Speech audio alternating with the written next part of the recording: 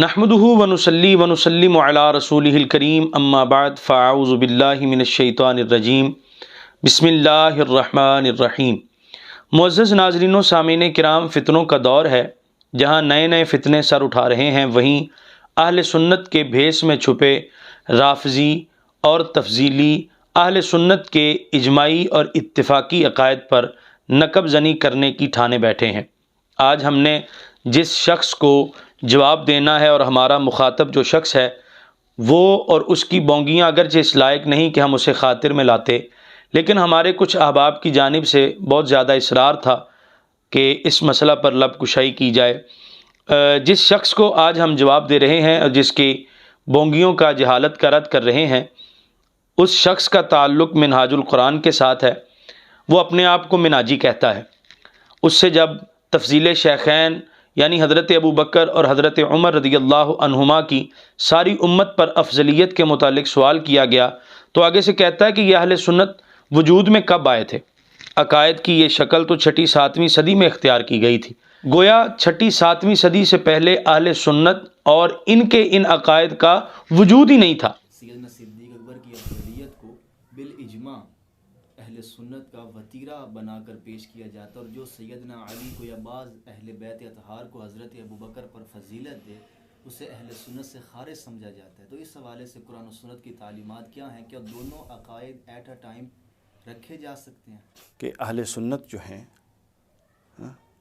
یہ جس اصطلاح میں یا جس معنی میں آپ اہل سنت سمجھ رہے ہیں، یہ اہل سنت وجود میں کب آئے تھے؟ کس صدی میں اہل سنت پیدا ہوئے تھے؟ کوئی اہل سنت 6 7ویں 8ویں صدی میں پیدا ہوئے ہیں؟ یہ جو عقائد جس قطعیت کے ساتھ آپ بیان کر رہے ہیں، یہ ایک عقیدے کی شکل تو انہوں نے ان صدیوں میں لی۔ کتنی بڑی جہالت ہے اس شخص کی۔ یہ میرے ہاتھ میں موجود ہے صحیح مسلم کا صفحہ نمبر ہے 10 اور 27ویں نمبر پر امام مسلم امام محمد بن سیرین المتوفی 110 ہجری کا ایک قول نقل کرتے ہیں اپنی سند کے ساتھ۔ وہ فرماتے ہیں لم یکونوا یسألون عن الاسناد فلما وقعت الفتنة قالوا سموا لنا رجالکم فینظر الى اہل السنۃ فیؤخذ حدیثهم۔ امام محمد بن سیرین جو 110 ہجری میں فوت ہوئے، وہ یہاں فرماتے ہیں اہل سنت کا تذکرہ کر رہے ہیں۔ واضح معلوم ہوا کہ اہل سنت کا وجود تو شروع سے چلا آ رہا ہے، قرون اولیٰ سے چلا آ رہا ہے۔ یہ کہنا جی کہ اہل سنت یہ وجود میں کب آئے اور ان کے عقائد کی یہ شکل 6 7ویں صدی ہجری میں جو ہے وہ اختیار کی گئی، اس سے پہلے گویا ان کے یہ عقائد موجود ہیں۔ پھر آگے کہتا ہے جی پہلے تو مختلف آراء تھیں، مختلف آراء ہوا کرتی تھی، پہلے ہی اس طرح عقائد نہیں ہوتے تھے۔ تو جناب آپ ذرا بتائیں نا کہ وہ صاحب آراء لوگ کون تھے؟ کیا وہ ائمہ اہل سنت نہیں تھے؟ کیا وہ محدثین اہل سنت نہیں تھے؟ اور اگر اس سے مراد آپ کی یہ ہے کہ تفضیل شیخین رضی اللہ عنہما کے خلاف رائے رکھنے والے لوگ تھے، تو ذرا بتائیے کہ وہ صاحب آراء لوگ کون تھے؟ کن لوگوں کی وہ آراء تھیں؟ کیا وہ اہل سنت تھے؟ بسم اللہ کیجئے، اس کی نشاندہی کیجئے۔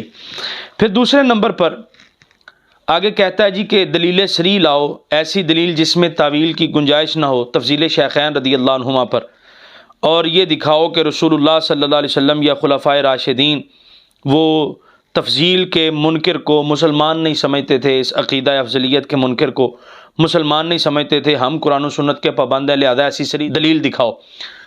جو تصور، جو عقیدہ حضور علیہ الصلاۃ والسلام کی اپنی تعلیمات سے صریحاً، اور صریح کا مطلب یہ ہے کہ اس میں تعویل کی گنجائش نہ ہو، موجود ہو، اور صحابہ کرام اور خاص طور پہ خلفائے راشدین، تمام صحابہ کی بات نہیں کر رہا، خلفائے راشدین، چونکہ حضور نے پابند کیا ہے کہ سنت کا درجہ میرا عمل اور میرے خلفائے راشدین کا عمل، ٹھیک ہے۔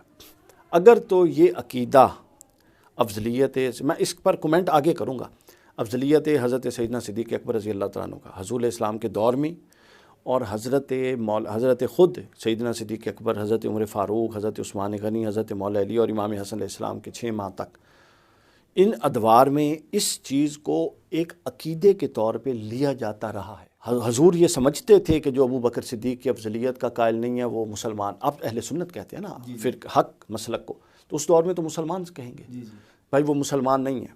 اگر حضرت ابو بکر صدیق رضی اللہ تعالیٰ عنہ یہ سمجھتے تھے کہ جو مجھے بعد از انبیاء سب سے افضل نہ مانے وہ مسلمان نہیں ہے۔ صحیح۔ تو پھر تو یہ عقیدہ اس طور پہ کہ اس عقیدے کے بغیر آپ کی نجات نہیں، اس عقیدے کے بغیر اس کو نہ ماننے سے قرآن و سنت کی مخالفت ہے، اور اس عقیدے کے بغیر نجات کا مدار نہیں ہے، پھر تو بات مانی جا سکتی ہے۔ صحیح۔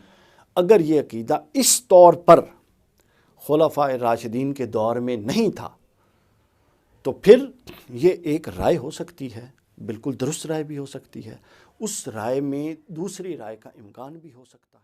سب سے پہلے اس جاہل مرکب کو کوئی یہ بتائے کہ عقائد اور مسائل ان کی کچھ اقسام بیان کی ہیں علماء نے، ہمارے اکابرین نے۔ ان میں سے پہلی قسم ہے ضروریات دین۔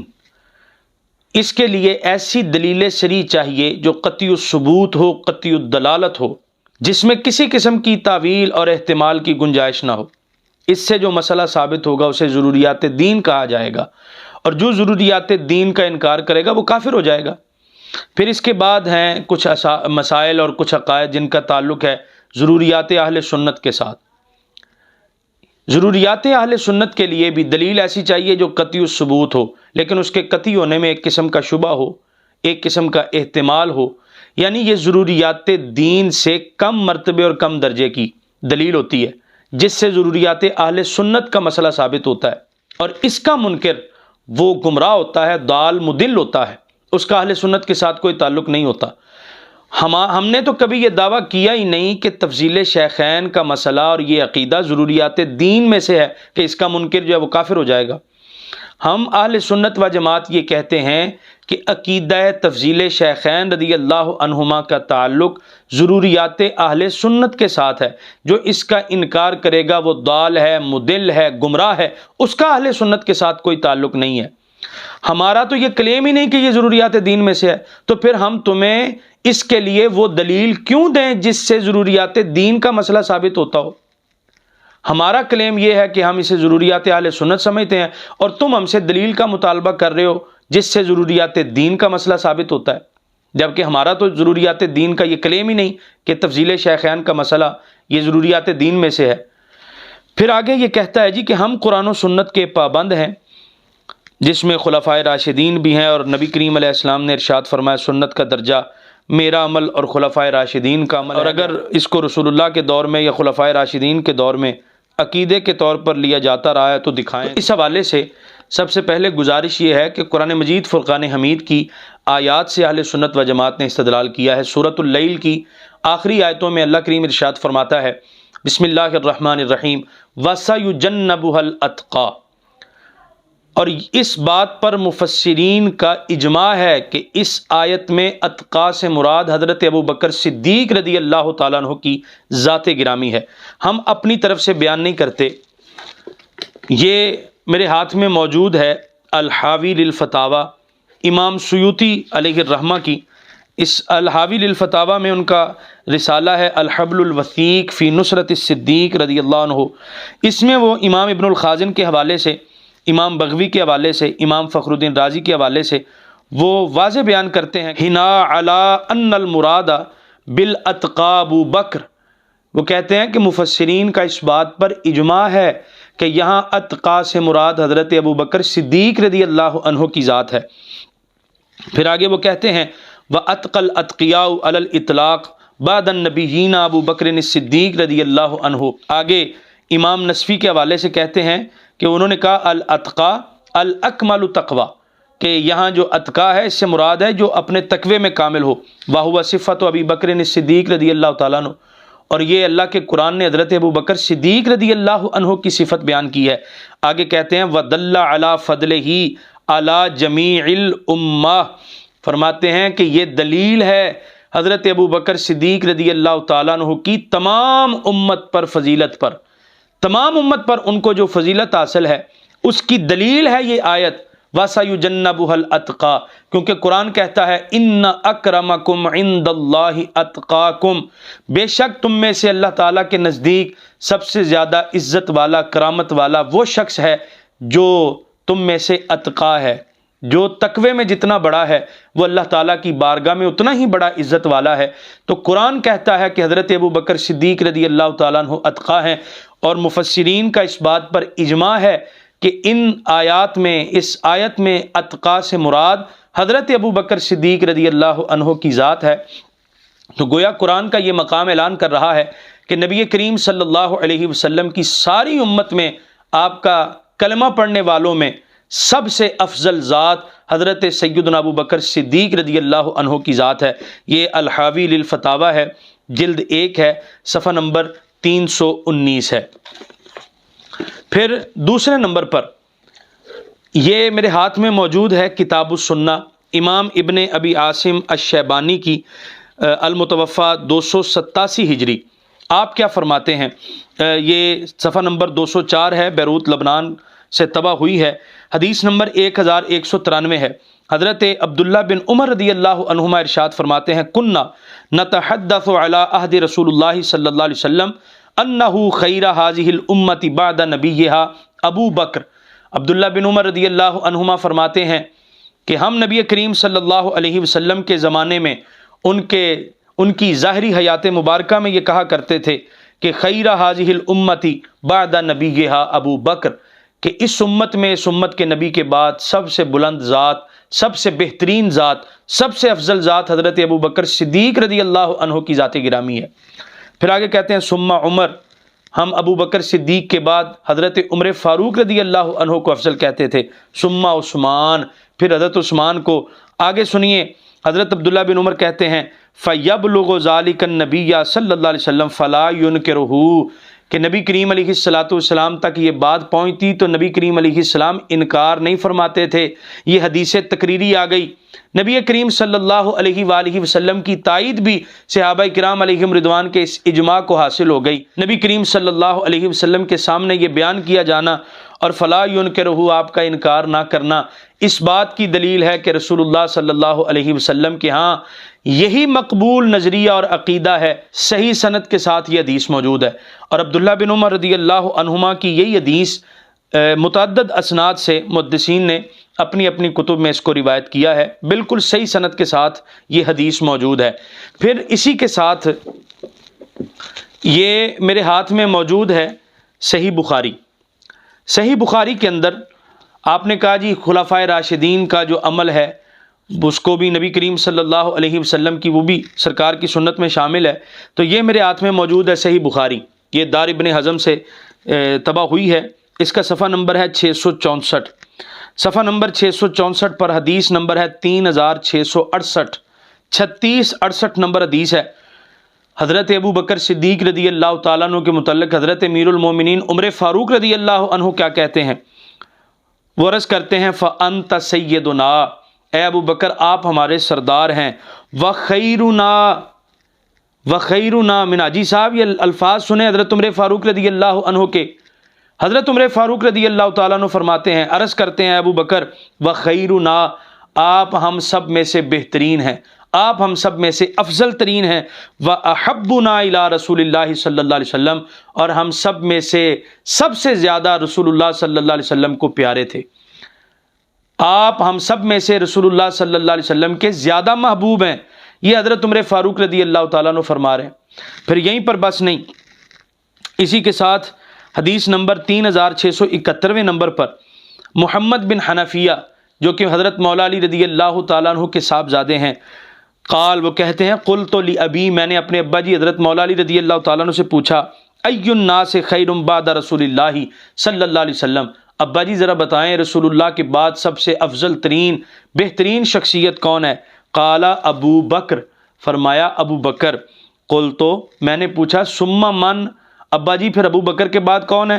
قال ثم عمر، حضرت مولا علی رضی اللہ تعالیٰ عنہ نے ارشاد فرمایا دوسرے نمبر پر حضرت عمر فاروق رضی اللہ تعالیٰ عنہ ہیں۔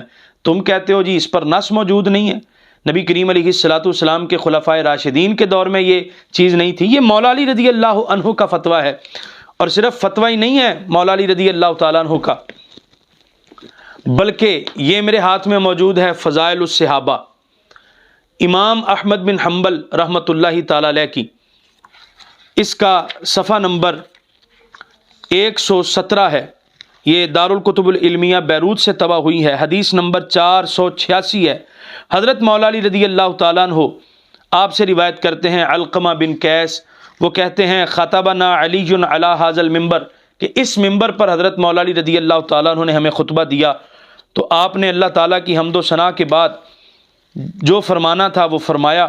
ثم قال، پھر کہا، الا انہ بلغنی ان اناسا یفضلونی علی ابی بکر و عمر، کہ مجھے یہ بات پہنچی ہے کہ کچھ لوگ مجھے ابو بکر اور عمر سے افضل کہتے ہیں.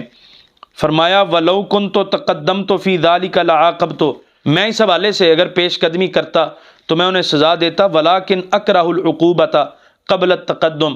آگے کہتے ہیں فمن قال شیئا من ذلک، اگر کسی نے اس قسم کی کوئی بات کی، فہو مفترن، تو وہ بہتان باندھنے والا ہے، بہتان تراشی کرنے والا ہے.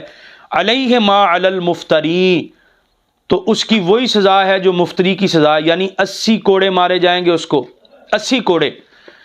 مولا علی رضی اللہ تعالی عنہ کا یہ فرمان بالکل صحیح سند کے ساتھ موجود ہے، اور ایک سند نہیں ہے اس کی متعدد اسناد موجود ہیں محدثین کے ہاں.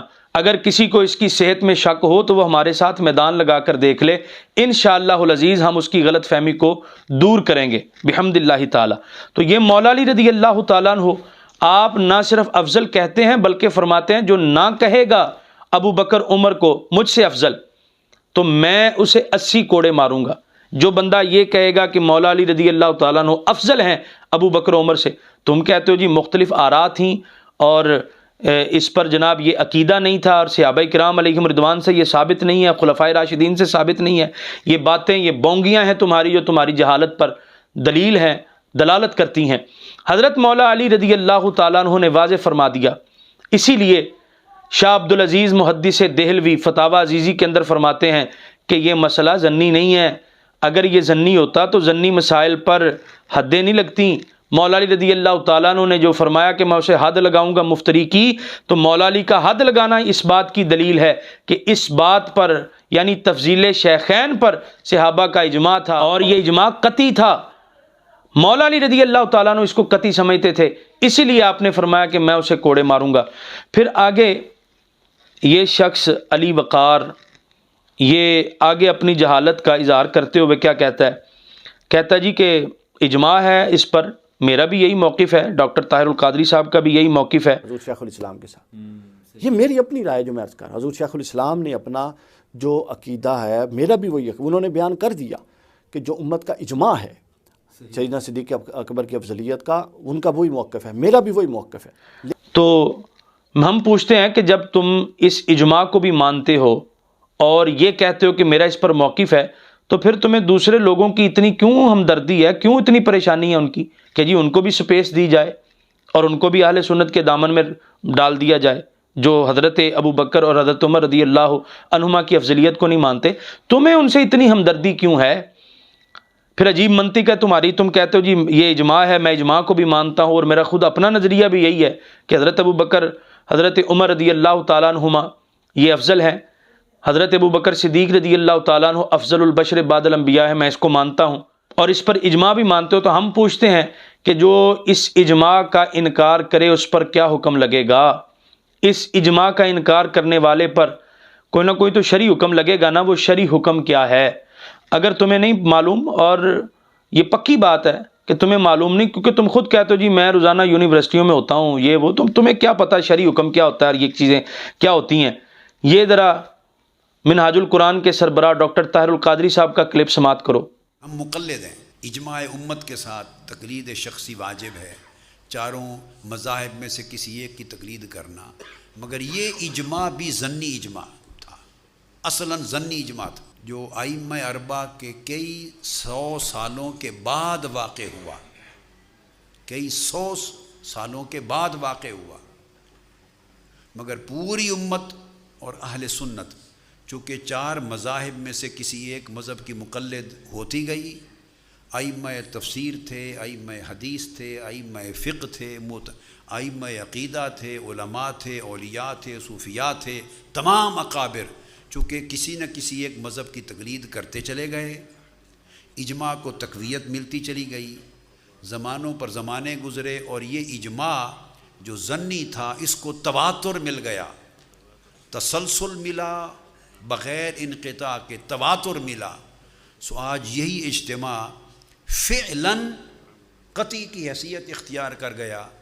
اب اگر کوئی شخص چاہے کہ میں قرآن اور حدیث کی روشنی میں اصول وضع کر کے ایک نیا مذہب آج کے دور کے تقاضوں کے مطابق معاذ اللہ وضع کروں، تو وہ شخص دین میں فتنہ گر ہوگا، دال ہوگا، مدل ہوگا، گمراہ ہوگا۔ جی تو ناظرین، جیسا کہ آپ حضرات سن چکے، ڈاکٹر طاہر القادری صاحب کہتے ہیں کہ تقلید کرنا چونکہ واجب ہے اور اس کے وجوب کی دلیل اجماع ہے، اور یہ اجماع ہر دور میں تواتر کے ساتھ نقل ہوتا رہا۔ اس وجہ سے آج اگر کوئی بندہ ان چار ائمہ کے علاوہ، ائمہ اربعہ کے علاوہ کہے جی میں قرآن و حدیث کو سمجھنے کے اصول وضع کر کے تو میں ایک نیا مذہب بنانا چاہتا ہوں، تو وہ دال، مدل اور گمراہ ہے۔ کیا کہتے ہیں قادری صاحب؟ وہ دال، مدل اور گمراہ ہے۔ اسی طرح ہم یہ کہتے ہیں کہ تفضیل شیخین رضی اللہ عنہما پر اجماع رہا اہل سنت کا، ہر دور میں تواتر کے ساتھ یہ اجماع نقل ہوتا رہا۔ لہذا اب جو اس اجماع کی مخالفت کرے گا علی وقار صاحب، وہ کون ہوگا؟ دال، مدل، پکا گمراہ ہوگا، اس کا اہل سنت کے ساتھ کوئی تعلق نہیں۔ اور آپ جناب بڑی ڈٹائی کے ساتھ انہیں اہل سنت کے دامن میں گھسیڑنے کی ناکام کوشش کر رہے ہیں۔ پھر آگے یہ شخص کہتا ہے کہ دیکھیں جی اتنے 2 نمبر مولوی ہیں، حضرت علی رضی اللہ تعالیٰ عنہ تک تو ترتیب، حضرت علی رضی اللہ تعالیٰ عنہ تک جو ترتیب ہے، ترتیب افضلیت، اس کو مانتے ہیں، اور امام حسن کو 5ویں نمبر پر افضل کیوں نہیں مانتے؟ خود حضرت علی کا یہ عقیدہ تھا۔ اور لطف کی بات یہ ہے، یہ کیسے 2 نمبر لوگ ہیں کہ حضرت علی تک تو خلفائے راشدین کی ترتیب افضلیت کے قائل ہیں، حضرت امام حسن کو پھر 5ویں نمبر پہ افضل کیوں نہیں مانتے سب سے؟ یہاں بھی اس نے بونگی ماری اور جہالت کا مظاہرہ کیا۔ ہم یہ جو کہتے ہیں ہم اہل سنت کہ افضلیت کی ترتیب وہی ہے جو خلافت کی ترتیب ہے، تو اس کا مطلب یہ نہیں ہوتا کہ خلافت کی وجہ سے افضلیت ہے۔ یہ کس نے کہہ دیا تمہیں کہ ہمارا یہ مطلب ہے کہ خلافت کی وجہ سے یہ افضل ہے؟ او بھائی، افضلیت پہلے ہے، خلافت بعد میں ہے۔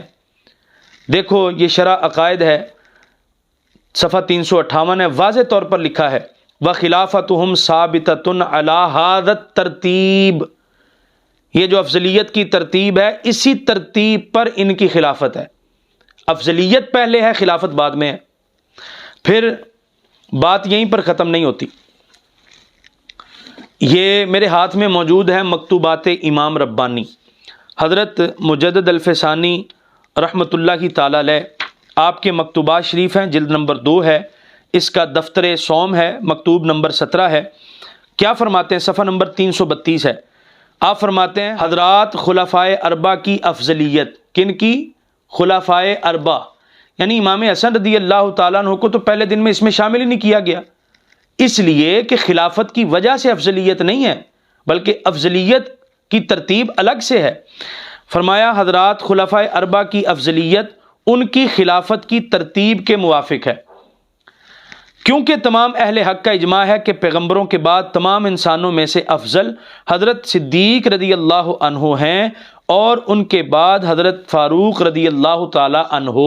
یہ امام ربانی مجدد الفسانی رحمۃ اللہ کی تعالی علیہ نے بھی اس کی تشریح فرما دی ہے۔ پھر آگے اس جاہل مرکب نے ایک اور بونگی ماری، کہتا ہے جی کہ دکھاؤ حضرت ابو بکر صدیق کا عقیدہ ہو، حضرت عمر فاروق کا عقیدہ ہو، حضرت عثمان کا عقیدہ ہو، تو مولا علی کا عقیدہ ہو، اگرچہ ہم اس کے حوالہ جات پہلے پیش کر چکے۔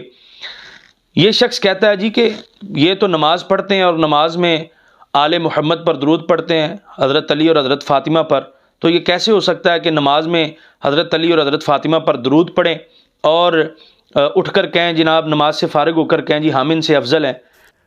یار اللہ اگر ان لوگوں کو عقل دے دیتا نا، یا عقل میرا خیال ان کے نکال کے ان کو بھیجنا چاہیے تھا۔ حضرت سیدنا ابو بکر صدیق نماز پڑھتے ہیں، اور نماز میں وہ کہتے ہیں کہ میں اللہ کی وحدانیت کا قائل ہوں، درود پڑھتے ہیں رسول پر اور آل رسول پر، فاطمہ اور علی پر درود پڑھ کے ابو بکر اپنی نماز مکمل کرتے ہیں، اور وہ عقیدہ یہ رکھتے ہیں کہ میں ان سے افضل ہوں۔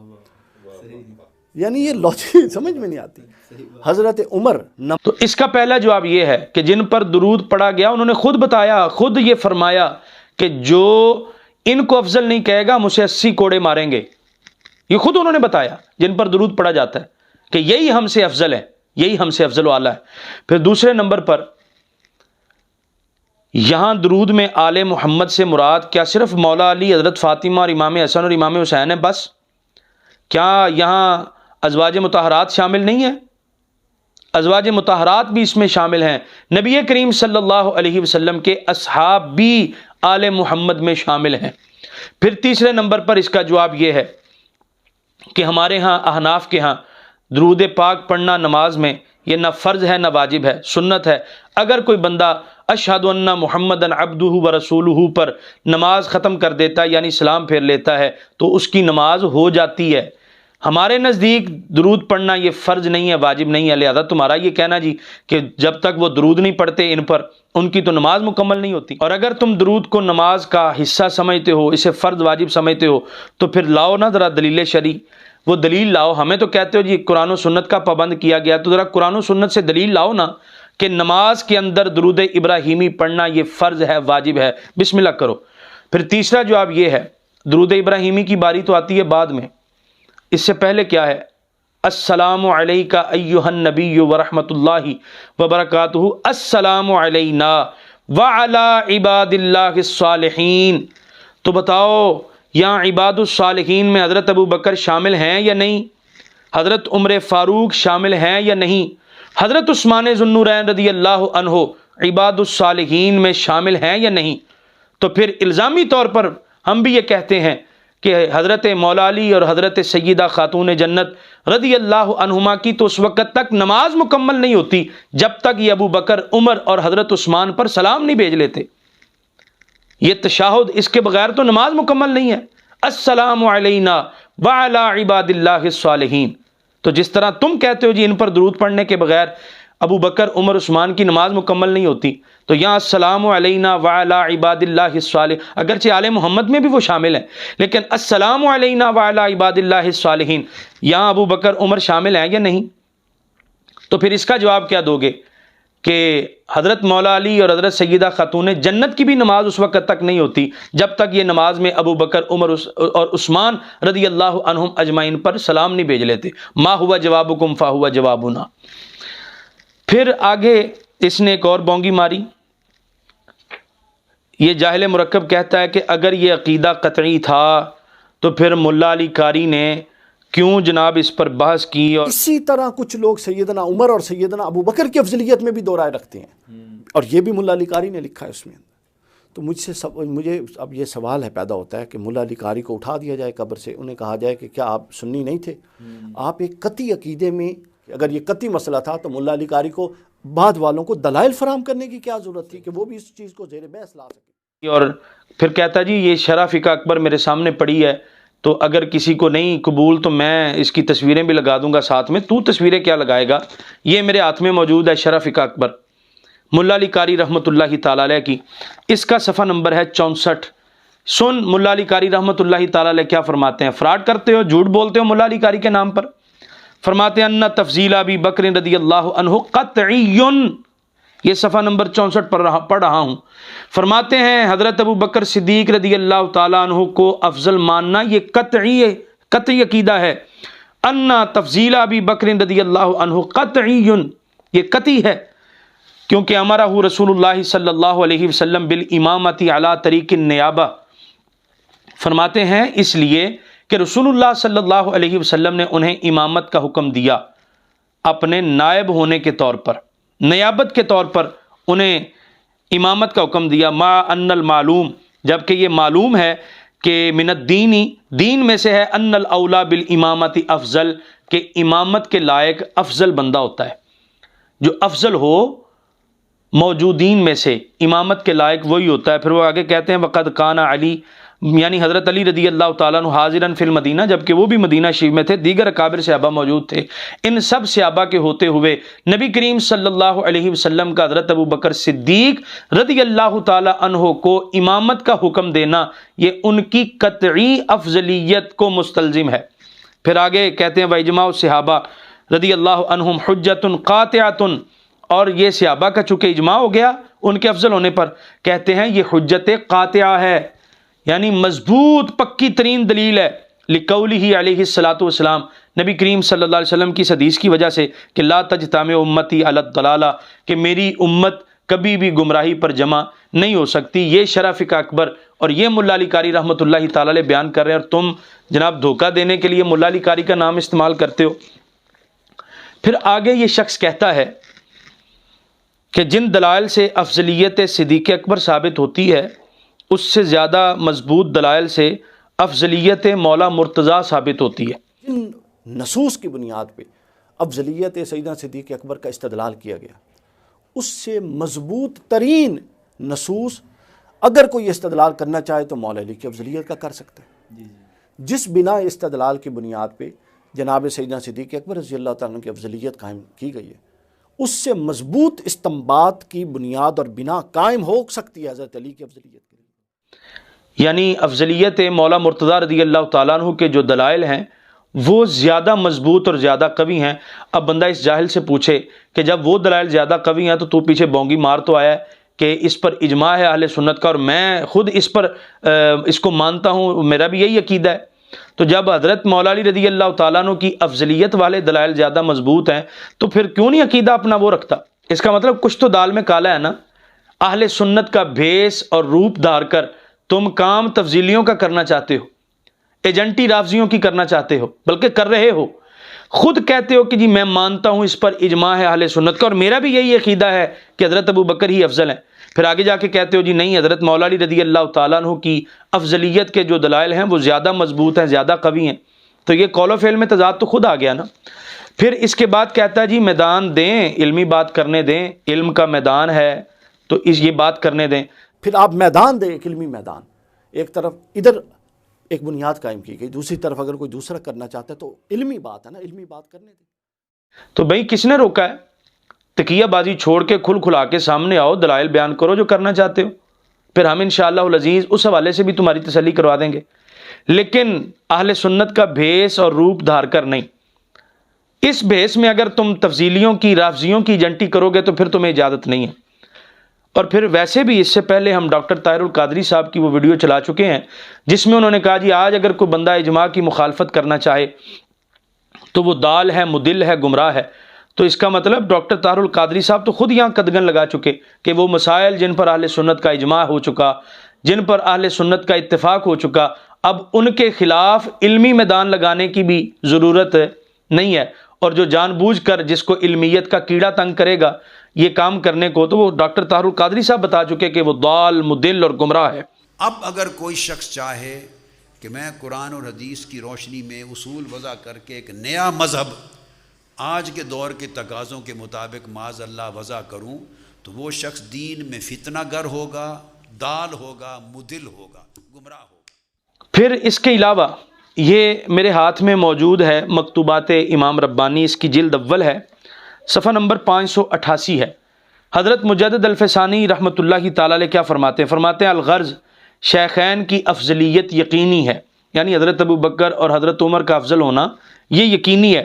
آگے کہتے ہیں شیخین کی افضلیت کے منکر کو بھی کفر کا حکم نہ کریں اور مبتدع اور ضال جانیں، یعنی جو بندہ یہ کہے کہ حضرت ابو بکر صدیق افضل نہیں ہے، حضرت عمر افضل نہیں، مولا علی افضل ہے، وہ بدعتی ہے، وہ گمراہ ہے۔ یہ حضور مجدد الفسانی رحمۃ اللہ تعالی علیہ فرما رہے ہیں، جلد اول صفحہ 588۔ آگے کہتے ہیں ایسا منکر یزید بدبخت کا ساتھی اور بھائی ہے۔ علی وقار صاحب آپ کہتے ہیں علمی میدان دیں، مجدد الفسانی رحمۃ اللہ علیہ فرماتے ہیں جو تفضیل ابو بکر اور حضرت عمر کا منکر ہو وہ یزید کا ساتھی اور یزید کا بھائی ہے۔ تو یزیدی بننا ہے تو بالکل شوق سے بنے، لیکن اہل سنت کا بھیس اوڑھ کر اور اہل سنت کا روپ دھار کر ہم آپ کو یہ کام نہیں کرنے دیں گے۔ پھر اس کے ساتھ یہ میرے ہاتھ میں موجود ہے مکتوبات امام ربانی کی جلد 2 ہے، صفحہ نمبر 57 ہے، مکتوب نمبر 15 ہے۔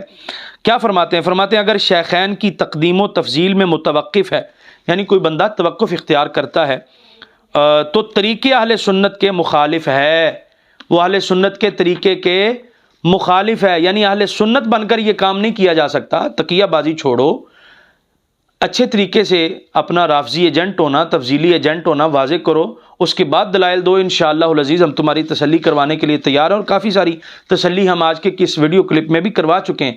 لیکن اگر سنی بن کر کہو کہ جی میں اس کے خلاف عقیدہ اپنانا چاہتا ہوں یا رائے رکھنا چاہتا ہوں، تو اس کی اجازت ہمارے بزرگوں نے ہرگز نہیں دی۔ فرماتے ہیں اس کو سمجھانا چاہیے کہ حضرات شیخین کی افضلیت صحابہ اور تابعین کے اجماع سے ثابت ہو چکی ہے۔ تو جب ایک چیز صحابہ اور تابعین کہ اجماع سے ثابت ہو چکی ہے اس میں کیلو کال کی گنجائش آگے نہیں دی جائے گی۔ پھر اسی طرح مجدد الفسانی رحمۃ اللہ تعالی علیہ یہی جلد 2 صفحہ 93 پر مکتوب نمبر 36 میں فرماتے ہیں شیخین کی افضلیت صحابہ اور تابعین کے اجماع سے ثابت ہو چکی ہے۔ آگے فرماتے ہیں غرض شیخین کی فضیلت ثقہ اور معتبر راویوں کی کثرت کے باعث شہرت اور تواتر کی حد تک پہنچ چکی ہے، اس کا انکار کرنا سراسر جہالت یا تعصب ہے، جہالت ہے یا تعصب ہے۔ اللہ کریم سمجھنے کی توفیق عطا فرمائے۔